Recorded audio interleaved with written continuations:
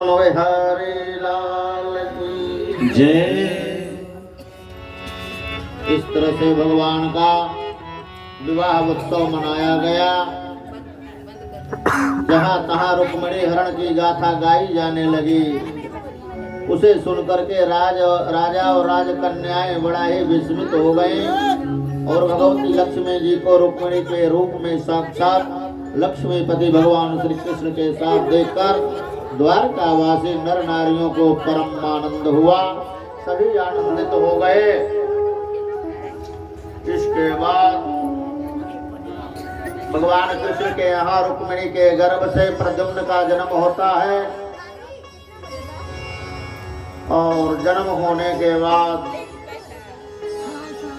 वहाँ जो है संबरासुर नाम का एक राक्षस है, अपने मंत्री को भेजता है उस बच्चे को चुराने के लिए। भगवान बलराम जी उसे मार डालते हैं। फिर सैनिक को भेजा, फिर उसको भी मार दिए। इसके बाद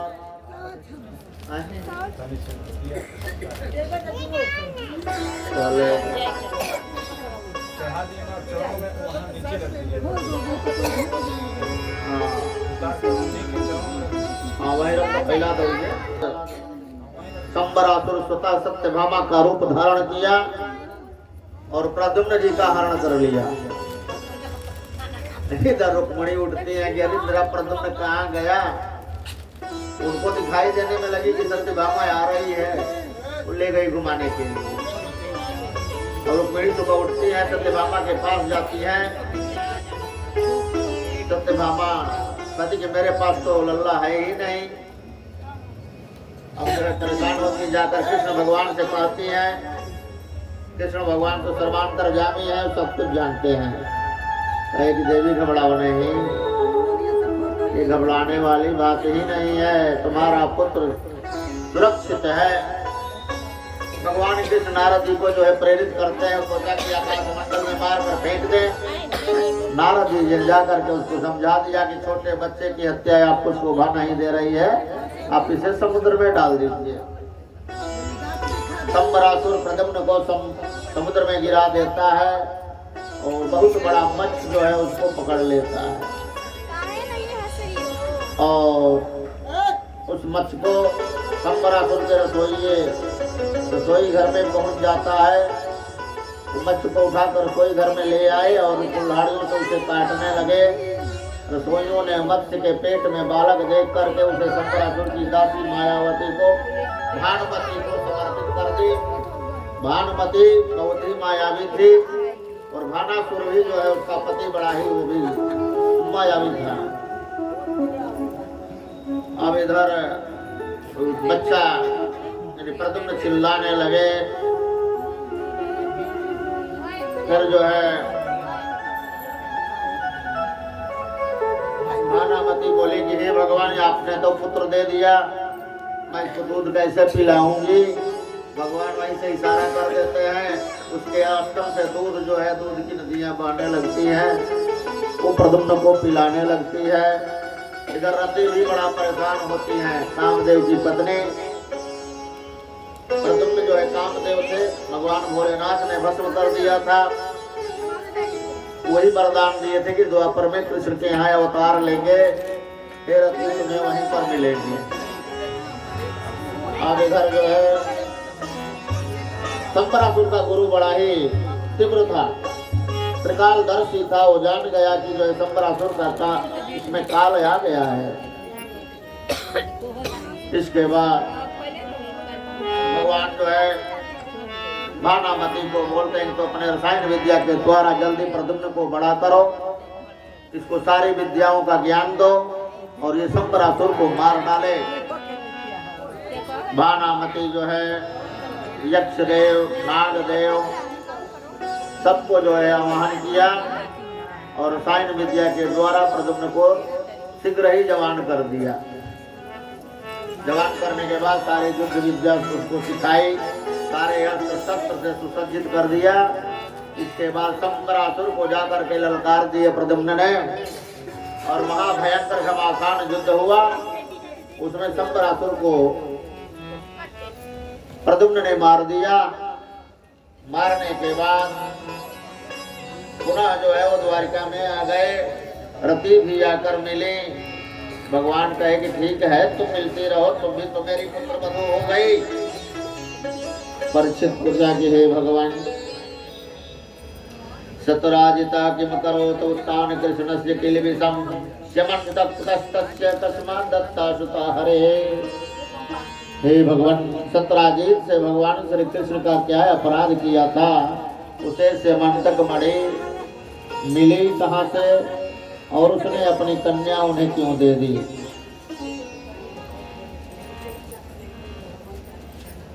सुखदेव जी ने कहा कि हे राजा परीक्षित, सत्यराजित भगवान सूर्य का बहुत बड़ा भक्त था और उसकी भक्ति से भगवान सूर्य प्रसन्न होकर के सेमंतक मणि दान किए थे। सत्यराजित उस मणि को गले में धारण करके ऐसा चमकने लगा मानो सूर्य आ रहे हों। जब सत्यराजित द्वारका में आया उसके तेज को देख करके सभी लोग की आंख चौंधी आ गई। कहे कि लगता है कि स्वतः भगवान सूर्य आ रहे हैं कृष्ण भगवान से मिलने के लिए। उस समय भगवान श्री कृष्ण चौसर खेल रहे थे। आकर के सब कहे हे गोविंद, हे नारायण, हे शंख चक्र गदाधर, हे दामोदर, हे गोविंद, हे जदुनंदन, आपको नमस्कार है। ये देखिए आपकी अपनी चमकीली किरणों से लोगों के आंखों को चौंधियाते हुए प्रचंड रश्मि भगवान सूर्य आपका दर्शन करने आ रहे हैं। तब भगवान ने कहा सूर्य नहीं है, ये सत्यराजित है। और भगवान सूर्य ने उसको सेमंतक मणि दी है। एक दिन सत्यराजित के भाई प्रसेन उस मणि को अपने गले में धारण किया और घोड़े पर सवार हुआ और जंगल में चला गया शिकार खेलने के लिए। उस जंगल में बाघ ने घोड़ा सहित उसको मार दिया और मणि ले लिया। इसके बाद वहीं जामवंत जी थे, जामवंत जी आए और बाघ को मार दिए और मणि ले लिए और अपनी कन्या जामवंती को दे दी। जामवंती जो है वो मणि से खेलने लगी। अब इधर जो है कुछ लोग पहले कहे थे कि ये मणि को तुम कृष्ण भगवान को दे दो, लेकिन सत्यराजित ने नहीं दिया था। कोई आकर के बताया कि तेरा भाई जो है मर गया है, पता नहीं कहाँ गया, कुछ पता नहीं। सत्यराजित ने कहा वो कृष्ण जो है खोज रहा था मणि, हो सकता है उसी ने ही मार दिया हो और मणि छीन ली हो। कुछ लोग आकर के बताए कृष्ण भगवान को ऐसे ऐसे सत्यराजित कह रहा है। तब भगवान ने अपने लांछना छुड़ाने के लिए कुछ सैनिकों को साथ लिए और जंगल के तरफ रवाना हुए। जंगल में गए, देखते हैं कि उसका घोड़ा भी मरा पड़ा है और प्रसेन भी मरा पड़ा है। इसके बाद वहाँ एक बाघ भी कुछ दूरी पर मरा पड़ा है। तो भगवान समझ ही गए कि बाघ ने उनको मारा है। फिर बाघ भी मरा पड़ा है। फिर वहां से खून की जो है बूंदें कुछ लगी थी गुफा के अंदर तक। अंदर कृष्ण भगवान घुस गए और सबको कहे कि तुम बाहर रहो, अंदर नहीं जाना है। अंदर क्या बात है अब हम देखेंगे, निपटेंगे। सबको जो है बाहर रोक दिए और अपने भगवान स्वतः गुफा में प्रवेश कर गए। गुफा में जाते हैं, वहां जामवंती उस मणि के द्वारा खेल रही थी। बोली कि एक कन्या, कृष्ण भगवान का एक कन्या, इस मणि को हमें दे दो। वो बोले कि नहीं देंगे, हमको खेलने के लिए हमारे पिताजी ने दिया है। अब बोले कि दे दो।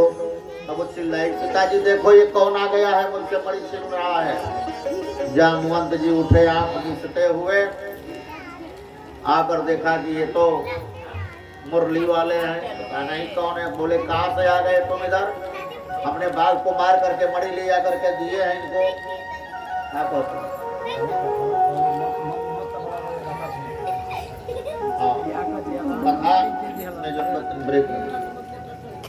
अब भगवान जामवंत जो है देखते हैं कृष्ण भगवान को, कहते हैं जल्दी गुफा से बाहर हो जाओ, इसी में तेरा कल्याण है। ये मैंने बाघ को मार करके मणि ले आया है। ये मरी जो है अपनी लड़की को मैं दिया हूँ, लड़की खेलेगी इससे, अपना कल्याण चाहो तो चले जाओ, अन्यथा भगवान कहे तब क्या कर लोगे, तब आओ मुझसे युद्ध करो। दोनों युद्ध छिड़ गए और बहुत घमासान युद्ध चलने लगा। अब इसके बाद चलते चलते 17 दिन तक युद्ध चला और इधर सैनिक अब घबरा गए थे, वो लगता है कि कृष्ण मार गया। अब यहाँ आ गए द्वारिका में, वसुदेव और देवकी से बताए कृष्ण का पता नहीं है, गुफा में पता नहीं क्या हो गया। तब तक वहाँ नारद जी पहुँचे। नारद जी से पूछते हैं वसुदेव जी के, देवर्षि पता नहीं मेरा कान्हा कहाँ गया, कुछ समझ में नहीं आ रहा है। तब जो है बोले हैं नारद जी कि तुम हे वसुदेव जी आप अंबिका यज्ञ करिए, माता दुर्गा का यज्ञ करिए, माता बड़ी ही दयालु है, आपका पुत्र आ जाएगा। वसुदेव जी जो है यज्ञ का अनुष्ठान कर लिए और माता अंबिका यज्ञ शुरू हो गया। अम्बा यज्ञ का पूर्णाहुति के दिन कृष्ण भगवान, इधर लड़ाई चल रही थी, अंत में जामवंत का शरीर शिथिल हो गया, मार करके एकदम पस्त कर दिए कृष्ण भगवान। तब अंत में बोला कि आप हैं कौन? कृष्ण भगवान कहेंगे तुम जिसको चाहते हो वही तो मैं हूँ। कहे कि हमको तो भगवान राम बोले थे कि द्वापर में तुमको मैं मिलूंगा। हाँ तो द्वापर तो चल ही रहा है। मैं वासुदेव हूँ, वसुदेव जी का पुत्र कृष्ण हूँ। कहे कि अब इससे काम नहीं चलेगा, आप अपना जो है धनुष बाण लिए हुए उस रूप का दर्शन कराइए, अब मुझे जो है प्रसन्नता होगी। भगवान कहे कि ठीक है लो करो। तुरंत अपना धनुष बाण लेकर के राम के रूप में खड़ा हो गए। जामवंत जो है उनके चरण में लौट गया, कहा कि हे प्रभु मैं अपने प्रभु से ही लड़ाई ले लिया, मैं अज्ञानी हूँ, एक तो ऋक्ष बंदर हूँ, भालू हूँ, मुझे इतना ज्ञान कहाँ है। प्रभु आप हमारे अपराध को क्षमा कीजिएगा। अब जो है ये मणि भी लीजिए और मणि रूपी मेरी इस कन्या को भी लीजिए। तुरंत कन्या का जो है कन्यादान कर देते हैं, कृष्ण के हाथ में पकड़ा देते हैं और भगवान उस मणि को अपने गले में धारण करते हैं और जामवंती को लिए हुए गुफा से बाहर आते हैं। घोड़ा पर बैठाए और चले आए द्वारिका नगरी में। इधर देखते हैं कि यज्ञ हो रहा है, पूर्णाहुति हो रही है। तुरंत उतर करके अपने माता पिता का पैर छुए, उनसे आशीर्वाद लिए और फिर इसके बाद वो कहे कि मणि ले जाओ सत्यराजीत को वापस कर दो। सत्यराजीत के पास तो मणि पहुंच गए, वो बहुत लज्जित हुआ, कहा कि अब मैं क्या करूं। और उसकी कन्या सत्यभामा जो थी सतधनवा को प्यार करती थी। छोटा बाबू कैसा दिख अब सोचे कि हमारा मार्जन कैसे होगा इस पाप का। भगवान गए, कहे कि सत्यराजीत ये मणि तुम्हारी है, तुम धारण करो, इससे मुझे कुछ भी लेना देना नहीं है, तुम्हारे पास है तो हमारे पास है। वो लज्जित हुआ, पैर पर गिर पड़ा, कहा कि हे भगवान मैं तो बड़ा अपराधी हूँ, मुझसे पाप बन गया, आपको जो है लांछन लगा दिया। इस लांछन के मार्जन है तो हमारी इच्छा है कि हमारी कन्या सत्यभामा है, आप इसको स्वीकार कीजिए। अब वहीं पर तुरंत जो है सत्यभामा का पानी ग्रहण करा देते हैं, हाथ पकड़ा देते हैं। भगवान सत्यभामा को लेकर के द्वारिका में अपना आते हैं भवन में और वहाँ पुनः जो है विवाह मंडप रचता है सत्यभामा के साथ और जाम्बवती के साथ एक ही साथ जो है पानी ग्रहण हो जाता है। ये है भगवान की लीला।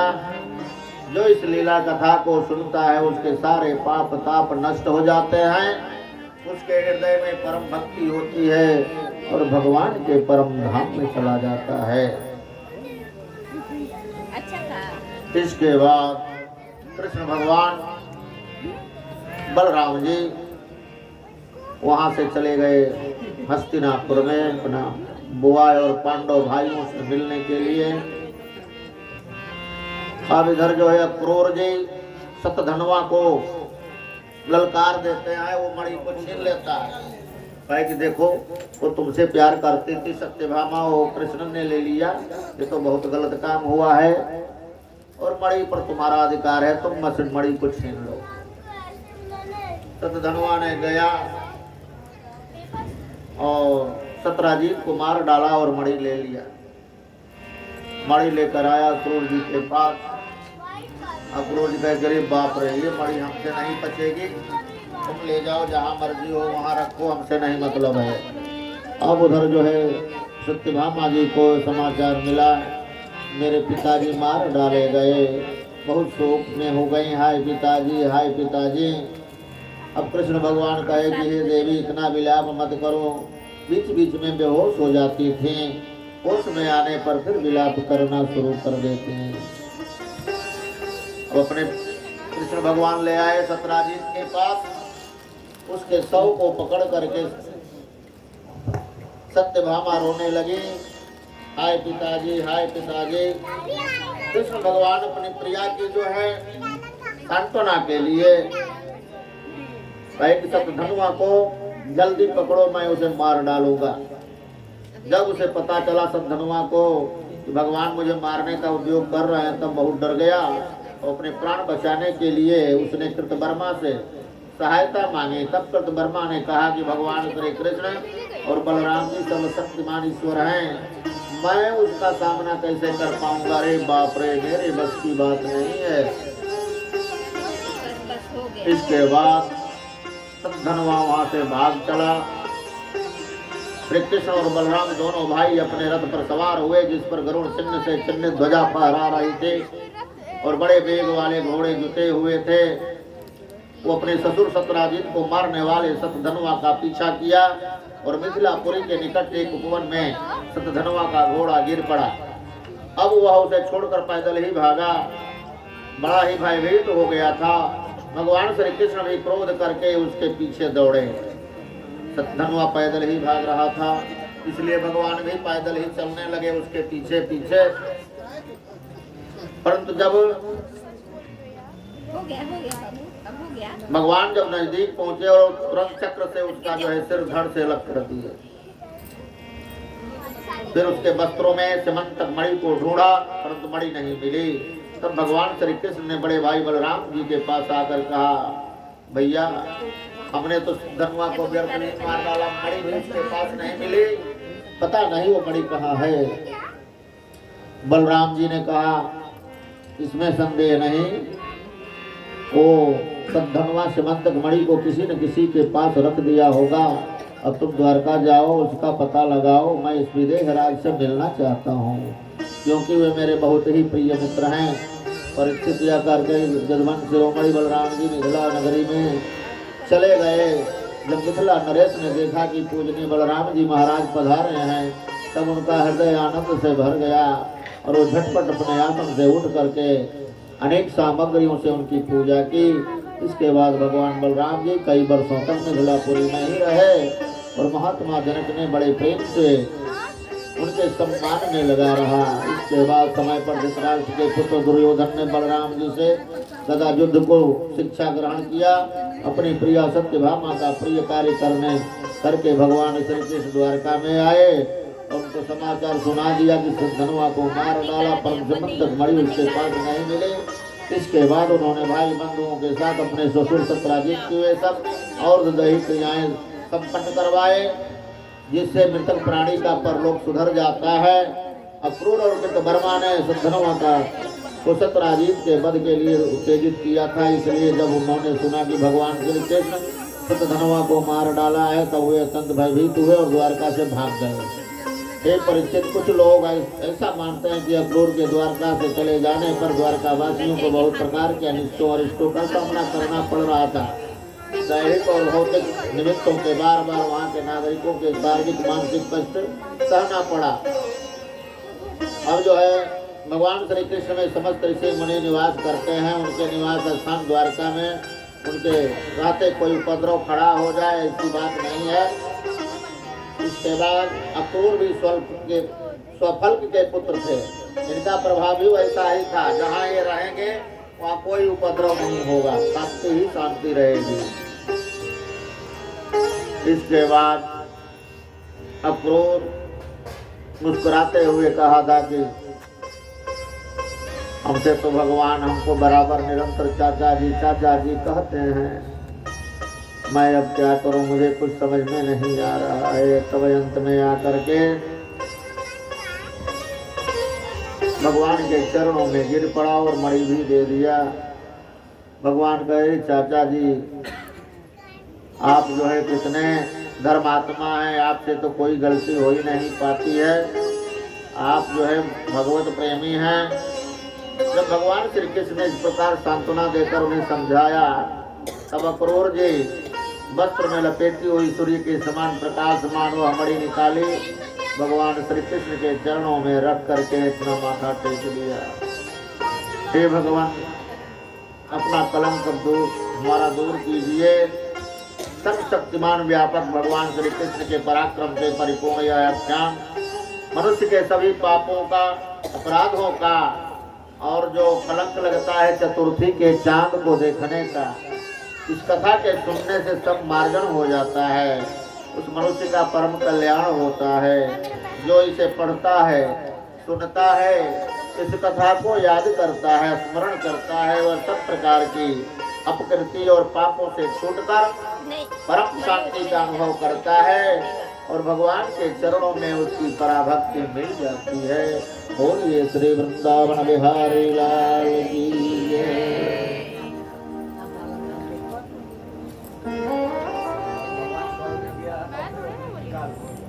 आठ को करा देता नहीं, आठ को पूरा हो जाए कम से कम। करो 16,100 रही लो,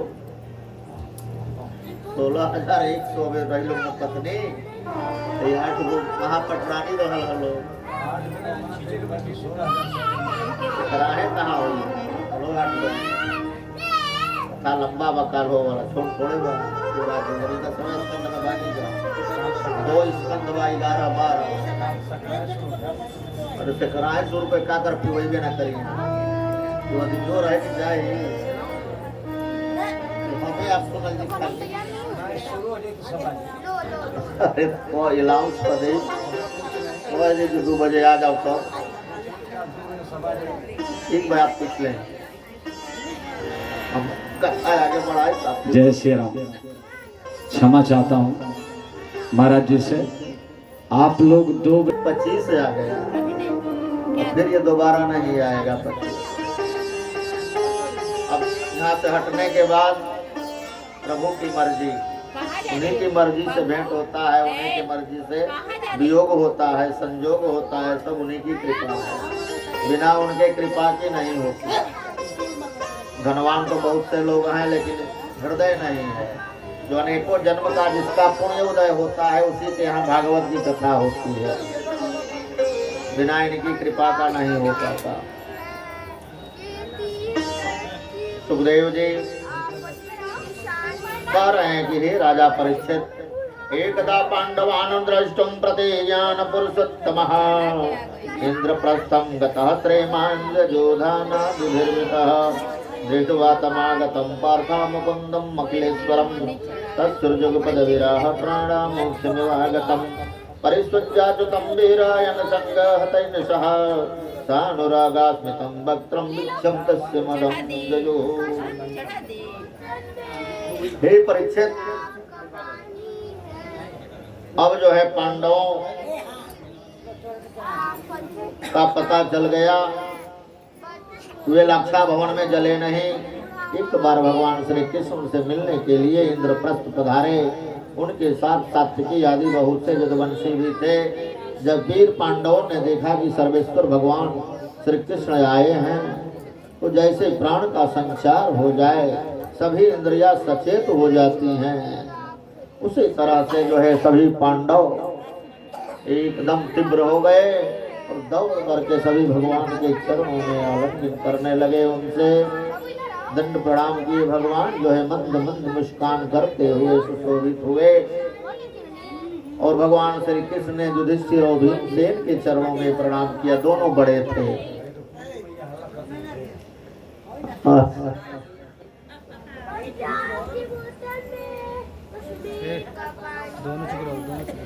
इसके बाद भगवान कृष्ण अपने बुआ कुंती के पास गए। वहाँ कुंती जी ने श्री कृष्ण से अपने भाई बंधुओं की कुशल क्षेम पूछी। भगवान ने भी यथाउचित उनका उत्तर दिया। उनकी पुत्र वधू द्रौपदी स्वयं उनका कुशल मंगल पूछा। उस समय प्रेम की व्योहलता से कुंती जी का गला रुध गया, आंखों से आंसू बह रहे थे। भगवान के पूछने पर वे अपने क्लेश पर क्लेश याद आने लगे। हे श्री कृष्ण, जिस समय तुमने हम लोगों को अपना कुटुंबी संबंधी समझकर स्मरण किया, हमारा कुशल मंगल जानने के लिए यहाँ क्रूर भाई को भेजा था, उस समय हमारा कल्याण हो गया। हम अनाथों के तुमने सनाथ कर दिया। मैं जानती हूँ कि तुम संपूर्ण जगत के परम हितैषी सुहृदय और आत्मा हो। यह अपना है और ये पराया, इस प्रकार की भ्रांति तुम्हारे अंदर है ही नहीं। तो जो सदा तुम्हें जो याद करते हैं, तुम उनके हृदय में हमेशा विराजमान रहते हो। उसके सारे दुख दरिद्र को नष्ट कर देते हो। युधिष्ठिर ने कहा, हे सर्वेश्वर श्री कृष्ण, किम नयाचरितम श्रेयो न वेदाहमधीश्वर योगेश्वराणाम दुर्दर्शो जन्नो दृष्टभूमेजसाम। हे सर्वेश्वर श्री कृष्ण भगवान, आज मेरा परम भाग्य है या हमने पूर्व जन्मों में कुछ शुभ कार्य किया है, कौन सा कल्याण साधन किया। आपका दर्शन बड़े बड़े योगेश्वर को भी बड़ी कठिनाई से मिलता है। राजा युधिष्ठिर ने जब इस प्रकार कहा, खूब सम्मान किया। इस पर भगवान श्री कृष्ण इंद्रप्रस्थ के नर नारियों को अपने रूप माधुरी से नयनानंद का दान करते हुए बरसात के 4 महीनों तक सुखपूर्वक वहीं रहे। सुखदेव जी कहते हैं, परीक्षित, एक बार वीर शिरोमणि अर्जुन ने गांडीव धनुष और अक्षय बाण वाले 2 तरकस लिए तथा भगवान श्री कृष्ण के साथ कवच पहन करके अपने उस रथ पर सवार हुए जिस पर बाण और चिन्ह से चिन्हित ध्वजा लगी थी, और गहन वन में खेलने गए शिकार। वहाँ उन्होंने बहुत से बाघ, सुअर, भैंसे, काले हिरण, अनेक जो है जानवरों का शिकार किया। भगवान श्री कृष्ण और अर्जुन दोनों महारथियों ने जमुना जी में हाथ पैर धोवा, निर्मल जल पान किया। वहां देखा कि एक परम सुंदरी कन्या बैठ करके तपस्या कर रही है। इसके बाद भगवान ने कहा, हे सखा, जाओ देखो, पूछो कौन कन्या है, क्या चाहती है। जा करके अर्जुन बोलते हैं, काश तुम काश्यत श्रोणे को तो से किमचिकर्षसि मंथे त्वं प्रतिष्ठन्ते सर्वं कथय शोभने। हे देवी, हे सुंदरी, तुम कौन हो, क्या चाहती हो, तुम किसकी तपस्या कर रही हो, क्या कारण है। कालिंदी कहती कि हम देवस्य सर्व दुहिता पतिमेक्षते विष्णुं वरेण्यं वरदं तपः परमया स्थिता। कि मैं भगवान सूर्यदेव की पुत्री हूँ, कालिंदी मेरा नाम है और एकमात्र अपने विष्णु को ही पति बनाना चाहती हूँ। मोहे सावरा सलोना पसंद आ गया, मोहे सावरा सलोना पसंद आ गया। ब्रिज का वो लाला, नंद का वो लाला, मेरे मन को भा गया रे। मोहे सावरा सलोना पसंद आ गया, मोहे सावरा सलोना पसंद आ गया।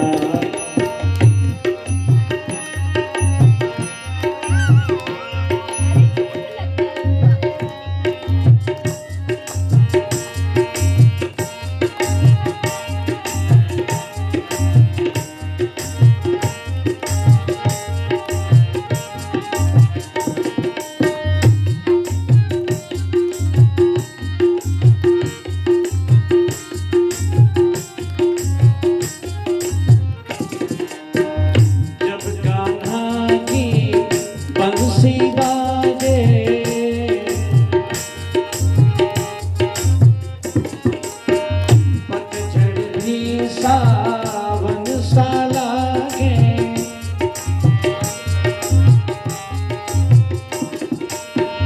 जब कहानी बंसी गाजे, पतझड़ भी सावन सा लागे। मन में मेरे मन में, तन में मेरे मन में, चित मन में छा गया रे मोहे सांवरा सलोना पसंद आ गया, मोहे सांवरा सलोना पसंद आ गया।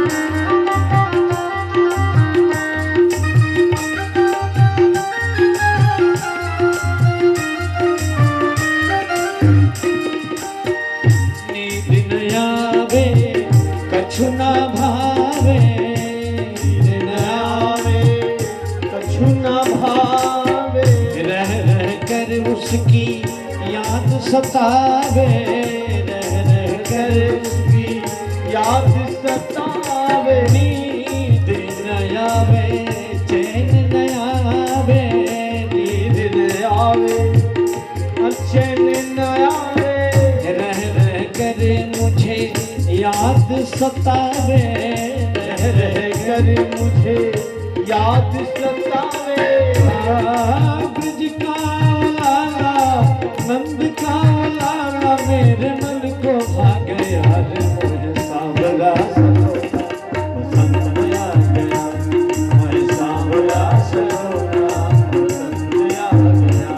ओ नंद का लाला ब्रज का उजाला मेरे मन में छा गया, मोहे सांवरा सलोना पसंद आ गया, मोहे सांवरा सलोना पसंद आ गया, मोहे सांवरा सलोना पसंद आ गया। इसके बाद जमुना जी कहें कि हमारे पिताजी इस जल में हमारे लिए भवन भी बनवा दिया है, मैं यही रहती हूँ और अपने कन्हैया को खोजती हूँ, एकमात्र मेरा यही लक्ष्य है। अर्जुन ने आकर के कृष्ण भगवान से कहा, कृष्ण भगवान तो जानते ही थे ये कालिंदी जी हमारा ही भक्त हैं। इसके बाद कृष्ण भगवान गए, कहे कि उठो, सुन उठो प्रिय, आओ मेरे रथ पर बैठ जाओ। रथ पर बैठा ना मोटरसाइकिल ना रहा होगा,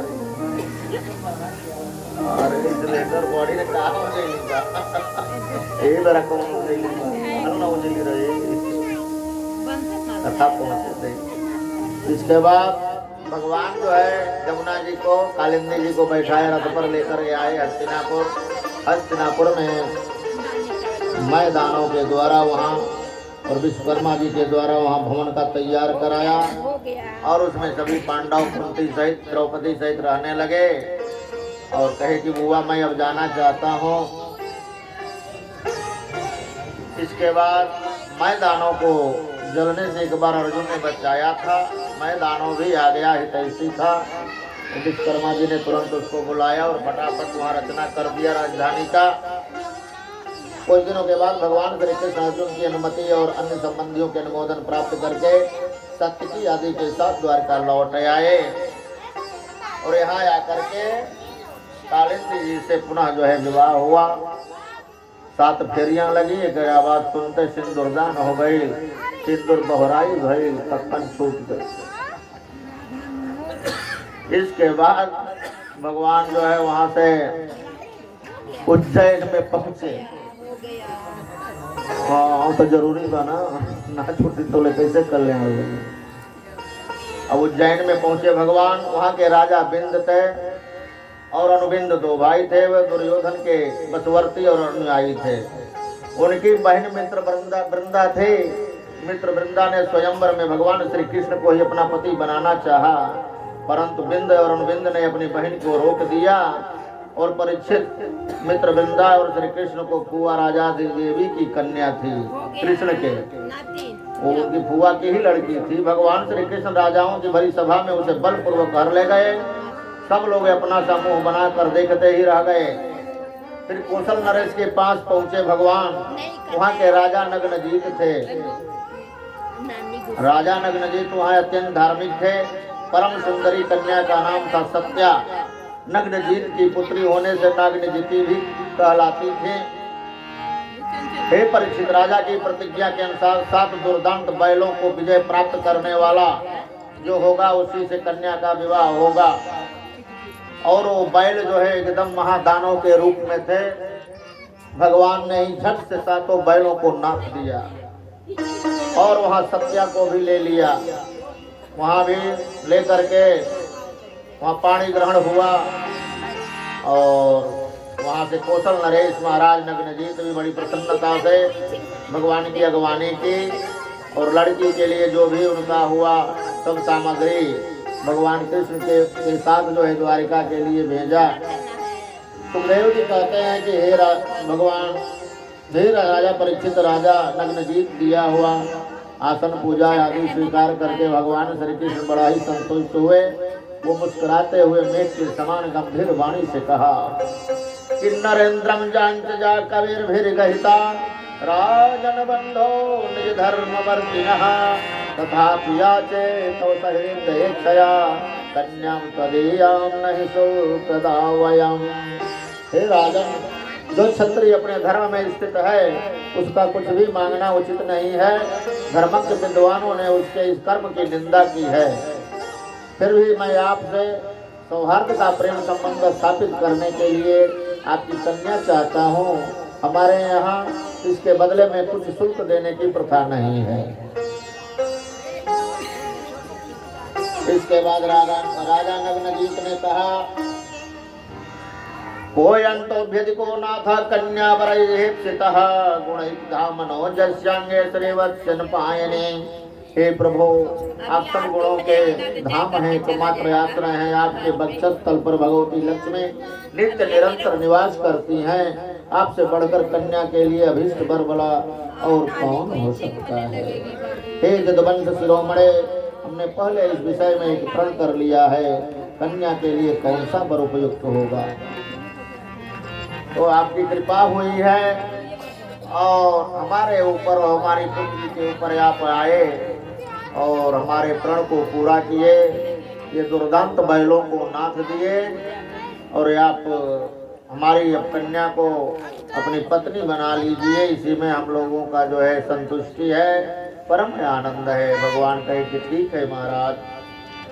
हे सुखदेव जी कहते हैं, राजा परीक्षित, भगवान श्री कृष्ण की फुआ सुत कीर्ति कैकेयी देश में ब्याही गई थी। उनकी कन्या का नाम था भद्रा। उसके भाई संतर्दन आदि ने स्वयं ही भगवान श्री कृष्ण को दे दिया था। उन्होंने उसका पानी ग्रहण किया। और मध्य प्रदेश के राजा की एक कन्या थी लक्ष्मणा। वह भी अत्यंत सुलक्षणा थी। जैसे गरुड़ ने स्वर्ग से अमृत का हरण किया, वैसे ही भगवान श्री कृष्ण ने स्वयंवर में अकेले ही उसे हर कर ले आए। परीक्षित, इस प्रकार भगवान श्री कृष्ण के और भी हजारों पत्नियां थीं और परम सुंदरियों को वे भौमासुर को मारकर उनके बंदी गृह से छुड़ा लाए थे। इन 8 कन्याओं का जो है पट रानियों का पहले पानी ग्रहण किया। फिर इसके बाद जो है भगवान भौमासुर को मारा। वो 16,100 राजकन्याओं को ले जा करके बंदी बना लिया था। इसके बाद जब वहाँ भौमासुर को मार दिए भगवान, राजकुमारियां कहें कि अब हम लोग जो है अब यहाँ से पहाड़ी से कूद करके अपना प्राण दे देंगे। भगवान के ऐसा नहीं करो, ये मनुष्य का जन्म बड़ा ही दुर्लभ है। ये मानुष जन्म अति अनमोल है। इसके पा करके जो है इसको जल्दी त्याग देना ठीक नहीं है।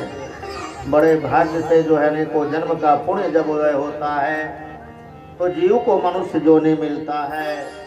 इस मनुष्य जोनि में पा करके मनुष्य जो चाहे कर सकता है। चाहे कुकर्म करे, सत्कर्म करे, चाहे हरि को पाले, बस यही इसका लक्ष्य है।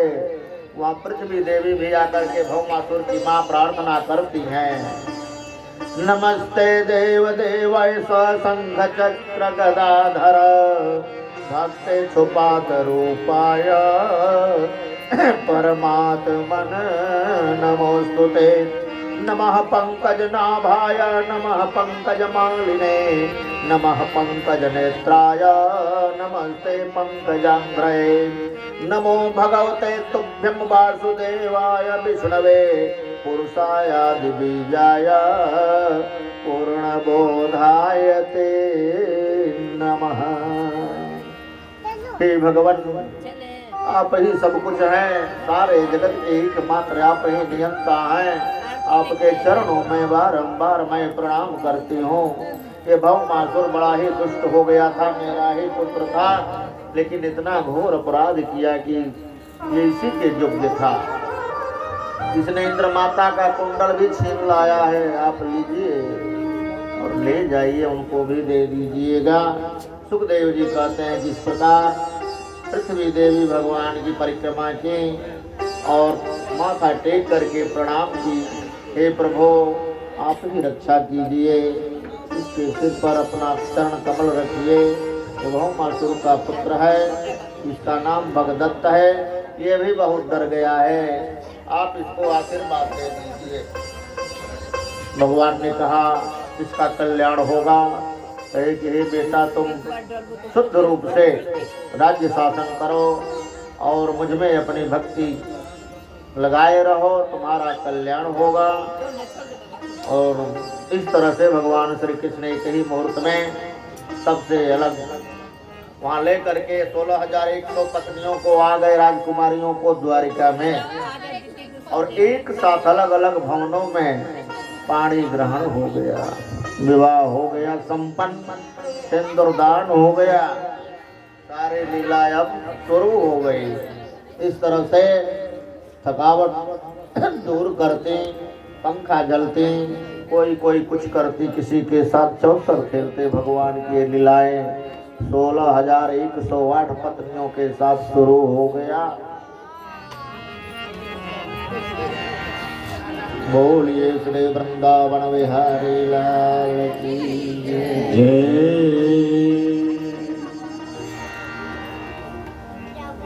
आगे बढ़ाएं रह दे। हाँ अच्छा, हाँ ठीक है, चलिए आरती करिए। पहले वो भजन गाते हैं।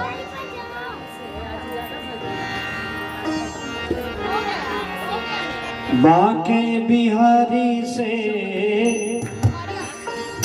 कुंज बिहारी से रास बिहारी से